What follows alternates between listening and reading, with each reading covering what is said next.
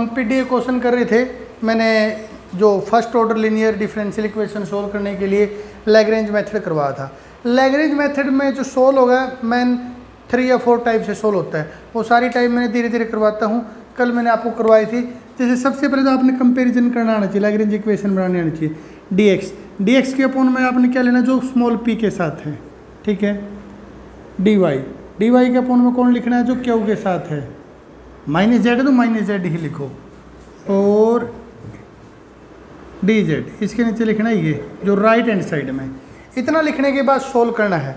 और मैंने बता दें 2 = 2 के निशान है तो 2 इक्वेशन बना के लेनी है आपने। हमने जो पिछले क्वेश्चन किए वो सेपरेशन वेरिएबल से सोल्व किए थे, मतलब x के dx के साथ x का वेरिएबल लिया है, dy के साथ y का, और z के साथ dz के साथ z का, ठीक है। लेकिन कई बार ऐसा होगा कि वेरिएबल सेपरेशन करना पॉसिबल नहीं होगा, तो फिर क्या प्रॉब्लम आएगी हम देखते हैं। देखो आपने इनमें से कोई 2 उठाने हैं, सेपरेशन वेरिएबल की ट्राई कर रहे हैं, और कोई 2 उठाने हैं ना, तो ये मान लो कि आपने करना क्या, उन 2 उठा के आपने कोशिश करनी है कि वो सेपरेशन हो जाए, मतलब उनका इंटीग्रेशन सोल्व करना पॉसिबल हो जाए। मतलब ये हुआ, अगर मैं बिल्कुल सिंपल लैंग्वेज में बात करूं, अगर dx के साथ हो तो केवल x की टर्म आ जाए, dy के साथ केवल y की टर्म आ जाए, यानी कि अलग वेरिएबल की टर्म ना बचे, ताकि उसका इंटीग्रेशन किया जा सके। अब इन दोनों को सेपरेट कर लेता हूँ। लिखोगे आप टेकिंग फर्स्ट 2, पहले 2 ले लिए, dx/z dy/-z, दोनों साइड से z कैंसिल हो गया, ये बच गया, ये हो गया बच्चों। देखो dx के साथ अगर कोई कुछ नहीं बचा नो प्रॉब्लम, लेकिन dx के साथ वेरिएबल बचना चाहिए, तो कौन सा बचना चाहिए था, x का, यानी कि dx के साथ y² y³ y की टर्म नहीं बचनी चाहिए। वो स्पेशल टाइप होता है कि प्रोडक्ट वगैरह में फार्मूले बन जाए, वो अलग बात है। लेकिन नॉर्मली अगर सेपरेशन वेरिएबल से सोल्व करना है तो dx के साथ ना y की टर्म बचनी चाहिए ना z की, इसी प्रकार से dy के साथ केवल y की टर्म बचनी चाहिए, x और z की ना बचनी चाहिए, ठीक है। तो दोनों साइड इंटीग्रेशन करेंगे, dx का क्या हो जाएगा, x, ये क्या हो जाएगा -y + c1 भी मान सकते हो नो प्रॉब्लम, इसको इस साइड ले आओ, c1 मान सकते हो नो प्रॉब्लम, ये करो आगे। मैंने पहले ही बताया क्वेश्चन स्टार्ट करते समय, जो पहले के वीडियो लेक्चर में मैंने आपको समझाया था कि 2 = 2 के निशान है तो 2 करो निकाल के लानी है, लेकिन अभी करो कितनी आई है, 1 आई है, तो एक और सेपरेशन करेंगे। मान लो तो ट्राई करते, देखो अब मैं सीधा यहाँ सोल्व करवा सकता हूँ, मुझे पता है इसमें कौन सा मेथड लगेगा, लेकिन आपने जब एग्जाम में क्वेश्चन आएगा, आपके सामने जनरली क्वेश्चन आए, तो आपको डिसाइड करना आना चाहिए ना कौन सा मेथड लगेगा। अब एक तो सेपरेशन हो गया, अब मैं इन दोनों को सेपरेट करने की कोशिश करूँ। मान लो इन दोनों के लूँ, ये क्या dy और ये क्या है dz। देखो dy dz है, ये इसको इस साइड ले जाइए, dz के साथ z चला गया, कोई बात नहीं। अगर इसको पूरे को उठा के यहाँ ले आएंगे, y तो ठीक है, बट dy के साथ क्या नहीं होना चाहिए था, x नहीं होना चाहिए था। इसी प्रकार से इन दोनों को सेपरेट करेंगे, तो फिर ये dx है, ये dz है, इसको भूल जाओ। dx और dz है, z की टर्म हो x की हो सेपरेट हो जाएंगे, बट अब y की नहीं होने चाहिए थे। यानी कि एक इक्वेशन बनने के बाद हमने सारी कोशिश कर ली, अब इनको सेपरेट नहीं किया जा सकता। अब ध्यान से सुनना बच्चों, जब सेपरेट ना किया जा सके तो फिर आपने कौन सा तरीका अपनाना, आगे क्या ऑप्शन है, ध्यान से देखो। ये कांस्टेंट आ चुका है, किसकी वैल्यू है कांस्टेंट की, x + y = c1 कांस्टेंट आ चुका है। आपको इस सवाल में कहीं ना कहीं x + y जरूर मिल जाएगा, यानी कि उस टाइप से इस कांस्टेंट में वैल्यू लिख दो। तो इसकी क्या रख दी, x + y की वैल्यू क्या रख दी, c1, और c1 क्या है, कांस्टेंट है। अब याद रखना इसको c1 ही रखना, जब ये पूरा सोल्व हो जाएगा इसकी जगह दोबारा वैल्यू हम पुट कर देंगे, इसकी जो भी वैल्यू होगी, ठीक बात है। इसका नाम क्या रख दिया, c1, ठीक है। तो अब इन दोनों को सेपरेट करते, अब आपकी मर्जी, किसी को भी कर लो। मैं फर्स्ट को और लास्ट को ले लेता हूँ। फर्स्ट क्या है, dx/z, और ये क्या है, c1 तो कांस्टेंट है, इसको इस साइड लिया dx और z dz, x के साथ कांस्टेंट हो, कांस्टेंट की कोई प्रॉब्लम नहीं, दूसरा वेरिएबल नहीं होना चाहिए। x के साथ ना y है ना z है, कोई टर्म नहीं है। z के साथ केवल z है, नो प्रॉब्लम, मतलब dz के साथ केवल z है, कोई प्रॉब्लम नहीं। तो दोनों साइड इंटीग्रेशन कर दो, cx हो जाएगा, और यह क्या बच्चा है बच्चों, z²/2, और प्लस नया कांस्टेंट c2 मान लेते हैं। c1 की वैल्यू पुट कर दो, अब दोबारा क्या वैल्यू थी, x + y × x, इसको इस साइड ले लेना चाहो तो ये 2 करो आगे, ये आपका आंसर है। आप ये भी लिख सकते हो। अब मैंने पहले बताया कल, आंसर लिखते टाइम आप ऐसे लिख सकते हो, एक करो ये आई है और दूसरी करो आई है आपकी, इसको खोल के भी लिख सकते हो आप लिखना चाहो तो, x² + yx और -z²/2, ये 2 करो आई। ये आपका फाइनल आंसर है। सुन लो ध्यान से, कैसे सोल्व करेंगे। सबसे पहले आपने लैग्रेंज इक्वेशन बनानी आनी चाहिए। लैग्रेंज इक्वेशन बनाने के बाद मैंने जो जैसे बताया था पिछली वीडियो में, आपने कैसे सोल्व करना है। हम कोशिश करेंगे कि दो इक्वेशन निकल आए सेपरेशन करके, कभी dx के साथ dz की, dz के साथ y की टर्म वगैरह लेके इन दो को या इन दो को या इनको ट्राई करेंगे। अगर दो निकल आई करो तो वहीं पर हमारा आंसर आ जाएगा। बट दूसरा केस ये होगा कि 2 करो नहीं निकल के आएंगी, 1 करो जो आएगी वो एज इट इज कहीं ना कहीं पुट हो जाएगी, और पुट होने के बाद कांस्टेंट बनने के बाद आपको फिर आगे सोल्व हो जाएगी। याद रखना है C1 कांस्टेंट फिक्स कांस्टेंट है, मतलब इसकी कुछ वैल्यू हमने पुट किया है तो इसको चेंज मत करना। चेंज करने का मतलब है मेरा, जैसे कई बार ये नहीं आ जाए 2C2, इसको हम नया कांस्टेंट C3 मान लेते हैं, इंटीग्रेशन वगैरह में ऐसा आप करते हो। बट इस C1 के साथ ऐसा मत करना, दूसरे कांस्टेंट के साथ कर सकते हो, क्योंकि C1 की फिक्स वैल्यू है और लास्ट में एक बार सोल्व करने के बाद उसको हमने दोबारा क्या करना है, पुट करना है। तो इस प्रकार से आप इसको सोल्व कर सकते हो। इसका एक और क्वेश्चन मैं आपके सामने सोल्व करके दिखाता हूँ कि कैसे वो सोल्व होगा, उसके बाद फिर नेक्स्ट मेथड बताता हूँ कैसे सोल्व किया जा सकता है। देखो ये नेक्स्ट क्वेश्चन एक और करवाता हूँ मैं इसी टाइप का, फिर उसी पे मैंने आपको भी समझा क्या करोगे आप, dx अपॉन जो p के साथ है उसको लिखोगे, dy जो q के साथ है उसको लिखोगे, और ये dz ये क्या होगा आपका x y z स्क्वायर और x y स्क्वायर।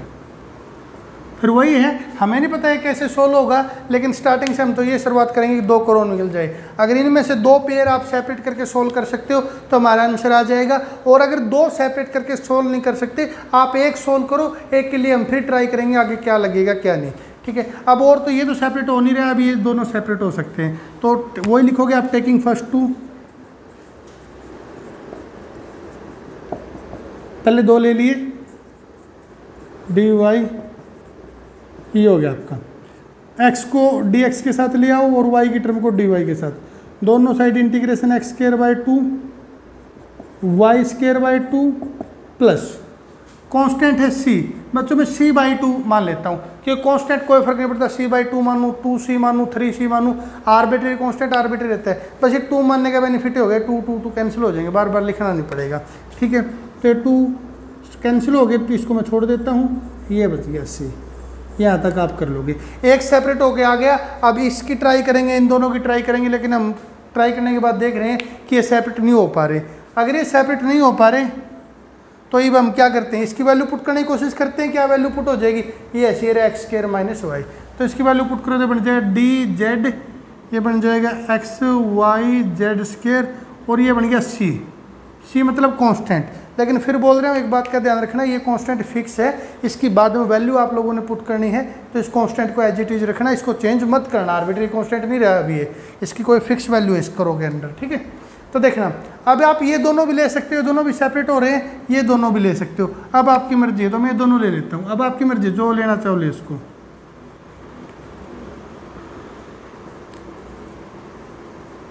ठीक है, एक्स से एक्स कैंसिल हो गया, वाई की टर्म इस साइड ले आए, सी की टर्म भी इस साइड लेके, अपॉन में नहीं लिखना पड़ेगा ना, और कोई बात नहीं, वैसे कांस्टेंट है उसको आप उस साइड भी रख सकते हो, वो कोई प्रॉब्लम नहीं, बस वो वहाँ डिवाइड में या मल्टीप्लाई में। ठीक है, तो ये बन गया डी जेड जेड स्क्वायर। ठीक है, डी वाई कांस्टेंट किसी भी साइड हो, कांस्टेंट से हमें कोई प्रॉब्लम नहीं है, डी वाई के साथ ओनली वाई की टर्म है और डी जेड के साथ ओनली जेड की टर्म है, तो इंटीग्रेशन कर दो, सी इसका integration Z by Y square by 2।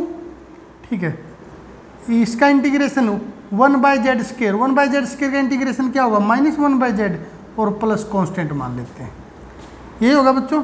तो ये कांस्टेंट C1 मान लेना, कुछ और मान लेना, तो सी वाई स्क्वायर, इसको 2 by Z plus 2C1।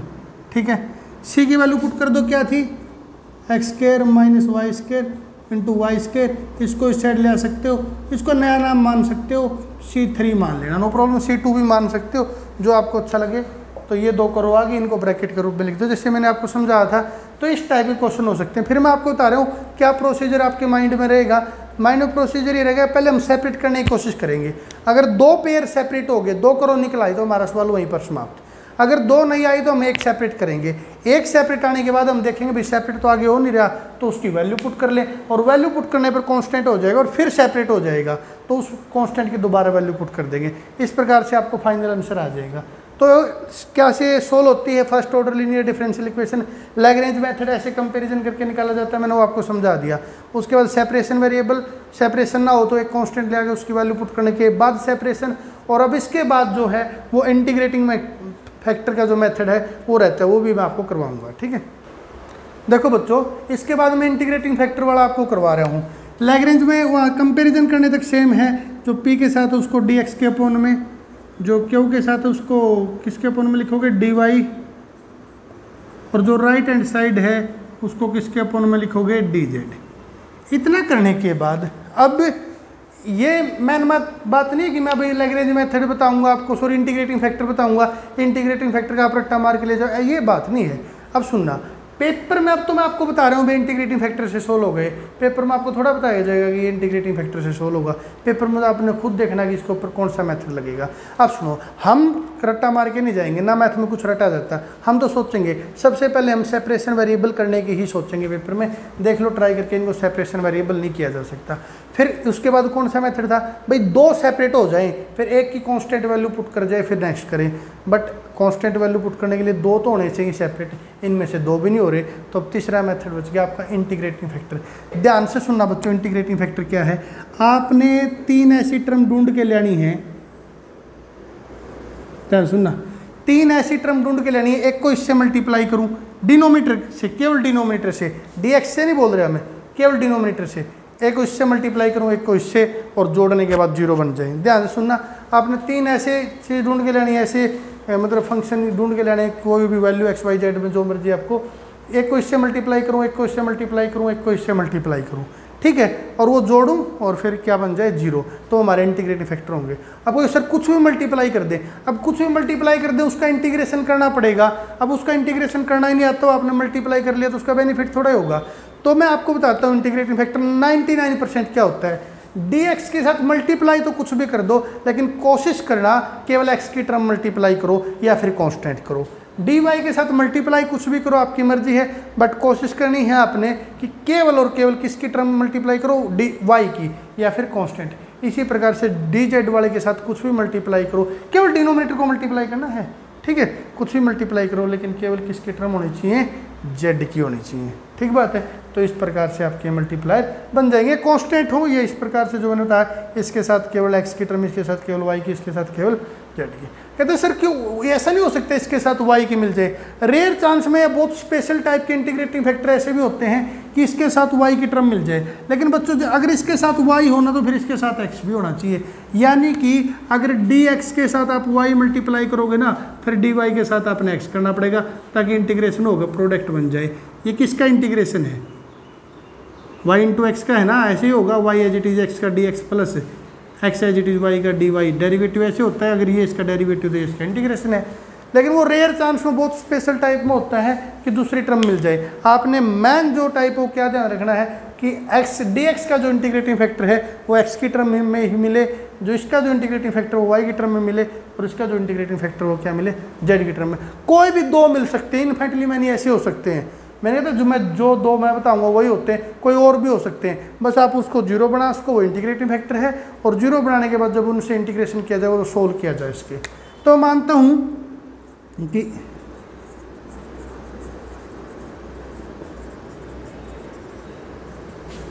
R1 मैं कहता हूँ 1 इनके इंटीग्रेटिंग फैक्टर हैं। आपने चेक करना है इसको, पहला क्या माना 1, तो इससे मल्टीप्लाई कर दो, दूसरा भी क्या माना 1, वो उससे मल्टीप्लाई कर दो और जोड़ते जाओ सबको, तीसरा क्या माना 1, वो इसके डिनोमिनेटर से। फिर बोल रहा हूँ बच्चों में दोबारा केवल डिनोमिनेटर से मल्टीप्लाई करना, ऊपर वाले से अभी आपने कुछ नहीं करना। और आप देखना जोड़ने के बाद जीरो बन गया क्या, अगर जोड़ने के बाद ये इंटीग्रेटिंग जीरो बन गया। ध्यान से सुनना, ये जो लाइन है केवल इस बात को चेक करने का काम आई है कि जो आपने लिए हैं वो इंटीग्रेटिंग फैक्टर है या फिर नहीं है। इसका आंसर के साथ अभी कोई लेना देना नहीं है, यहाँ से आपका आंसर नहीं निकलेगा। ये केवल वेरिफिकेशन करता है कि इंटीग्रेटिंग फैक्टर है कि नहीं है। आपने चेक कर दिया, इट्स मेरी इंटीग्रेटिंग फैक्टर है। अब सॉल्यूशन देखो क्या होगा, सॉल्यूशन ऊपर वालों से आएगा। इसको पहले इंटीग्रेटिंग फैक्टर कितना 1, तो इससे मल्टीप्लाई करो, dx के साथ 1 करोगे, ठीक है। अब ऊपर वाले के साथ करना है, dy के साथ भी 1, प्लस का निशान लेना बीच में, अब ये dz, ठीक है, इक्वल टू क्या मान लेना 0। इंटीग्रेशन कर दो dx का x, dy का y, dz का z, इक्वल टू सी। एक करो निकल के आ गई, एक इंटीग्रेटिंग फैक्टर का आपने यूज कर लिया। इस करो को मैं छोड़ देता हूँ, दूसरे इंटीग्रेटिंग फैक्टर से आपको एक करो करवाता हूँ। स्पेस कम होने की वजह से यहाँ लिख देता हूँ, हमारा एक करो ये आ गई। ठीक है, अब दूसरे इंटीग्रेटिंग फैक्टर देखते हैं। फिर मैं बोल रहा हूँ बच्चों, आपने इंटीग्रेटिंग फैक्टर या तो एक्स डी एक्स का एक्स की टर्म में, डी वाई का वाई की टर्म में, डी जेड का जेड की टर्म में, या फिर आपने कांस्टेंट तो हमने ट्राई कर लिया, अब एक्स वाई की टर्म में देखते हैं। मैं मान लेता हूँ ये कि इंटीग्रेटिंग फैक्टर है एक्स वाई जेड। अगर ये इंटीग्रेटिंग फैक्टर है तो इन डिनोमिनेटर के साथ मल्टीप्लाई करने पर और जोड़ने पर आंसर जीरो आ गया तो इंटीग्रेटिंग फैक्टर है, और जीरो नहीं आ तो नहीं है। तो वेरीफाई करते हैं कि नहीं है। पहला क्या है, एक्स, इसके साथ मल्टीप्लाई करो, एक्स ये होगा, सॉरी एक्स वाई। दूसरा इंटीग्रेटिंग फैक्टर वाई, इसकी वाई के साथ करो। ई और जेड है तो तीसरा इंटीग्रेटिंग फैक्टर इसकी डिनोमिनेटर चेक करने के लिए, वेरीफाई करने के लिए कि इंटीग्रेटिंग फैक्टर है कि नहीं, केवल डिनोमिनेटर से मल्टीप्लाई करना है, जेड वाई और जेड एक्स। अब देखो जीरो आएगा कि ये दोनों कैंसिल हो गए, ये जेड वाई ये दोनों कैंसिल हो गए और ये दोनों कैंसिल हो गए और जीरो आ गया। जीरो आ गया तो अपने इंटीग्रेटिंग फैक्टर ये वेरीफाई हो गया। अब आगे जब आंसर निकालना है, फिर बोल रहा हूँ ये चीज़ आपको आंसर नहीं देती है, केवल वेरीफाई करती है कि इंटीग्रेटिंग फैक्टर है या फिर नहीं है। ठीक है, अब मल्टीप्लाई कर दूँ, आंसर निकालेंगे ऊपर वालों के साथ करना। पहले इंटीग्रेटिंग फैक्टर क्या है, एक्स, एक्स के साथ डी एक्स की करो। दूसरा इंटीग्रेटिंग फैक्टर क्या, वाई, इसके ऊपर क्या डी वाई है, और तीसरा क्या है, Z D Z equal to zero. कर दो integration, X square by 2 Y square by 2 Z square by 2 equal to C 1 मान लिया बाई 2 मान लिया। मैं कहता हूँ आर्बिट्री कांस्टेंट है, C1 बाई 2 मानो, 3 मानो, 4 मानो, जो मानना मानो, कोई प्रॉब्लम नहीं। उसका बेनिफिट ही होगा, 2 सबके नीचे आगे कैंसिल हो जाएगा। तो ये तो एक करो अपनी ये आएगी X square plus Y square plus Z square equal to C1। एक करो ये पहले आ गई थी, एक और आ गई। तो फाइनल आंसर लिखने के लिए आप क्या करोगे, ऐसे फंक्शन बनाओगे, एक करो लिखोगे, दूसरी करो लिख दोगे और इसी के साथ आपका फाइनल आंसर आ जाएगा। फिर मैं आपको दोबारा बताता हूँ किस प्रकार। तो देखो ये आपका आंसर हो गया फाइनल। ठीक है, इसके बाद मैं आपको बताता हूँ कि जैसे आपने सोल्व करना है इसमें सॉल्यूशन द पीडी, तो आपने लैग्रेंज मेथड कैसे यूज करना है। एक तो ये बात याद रखनी है, Lagrange method first order linear differential equation के ऊपर ही एप्लीकेबल है और किसी के ऊपर एप्लीकेबल नहीं है। ठीक है, फिर दूसरी बात क्या ध्यान रखनी है कि लैग्रेंज में हमने 3 टाइप बताई हैं। पहले भाई सेपरेट हो जाए, दूसरा इधर सेपरेट ना हो, एक सेपरेट हो जाए और एक की वैल्यू पुट करके बाद में सेपरेट हो जाए, और तीसरा सेपरेट होना इंटीग्रेटिंग फैक्टर मिले।